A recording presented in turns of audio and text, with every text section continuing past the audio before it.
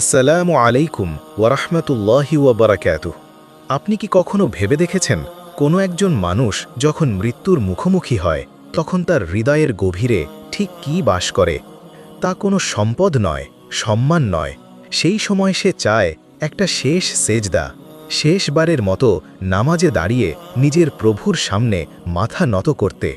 আসসালামু আলাইকুম প্রিয় ভাই ও বোন, যদি এই গল্প আপনার হৃদয় ছুঁয়ে যায়, অনুগ্রহ করে একটি লাইক দিন, একটি ছোট্ট কমেন্টে লিখে রাখুন, হে আল্লাহ, আমাকেও শেষ মুহূর্তে সেজদায় মৃত্যু দাও।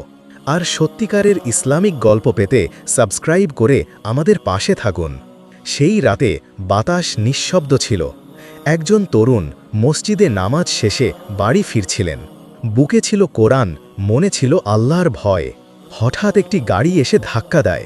চারপাশে মানুষ ছুটে আসে, আতঙ্ক ছড়িয়ে পড়ে, কিন্তু তার মুখে তখনও কোনো অভিযোগ ছিল না। তিনি শুধু শান্তভাবে বললেন, দয়া করে আমাকে অজু করিয়ে দিন, আমি আমার শেষ নামাজ আদায় করতে চাই। একজন বৃদ্ধ অশ্রুসিক্ত চোখে পাশে বসে পড়লেন। তাকে অজু করানো হলো একটি বোতলের পানি দিয়ে। তিনি কিবলার দিকে মুখ করে শুয়ে পড়লেন, আর ঠোঁটে উচ্চারিত হল আল্লাহু আকবার। তিনি রুকুতে গেলেন, তারপর সেজদায়। সেই সেজদাতেই তার রূহ আল্লাহর দিকে ফিরে গেল। পরিস্থিতি তখন একেবারে স্তব্ধ। চারপাশে যেন আকাশের নীরবতা নেমে আসে। একজন ফিসফিস করে বলে ওঠেন, কি সৌভাগ্য, শেষ মুহূর্তে সেজদায় চলে যাওয়া। সত্যিই আল্লাহ যাকে ভালোবাসেন।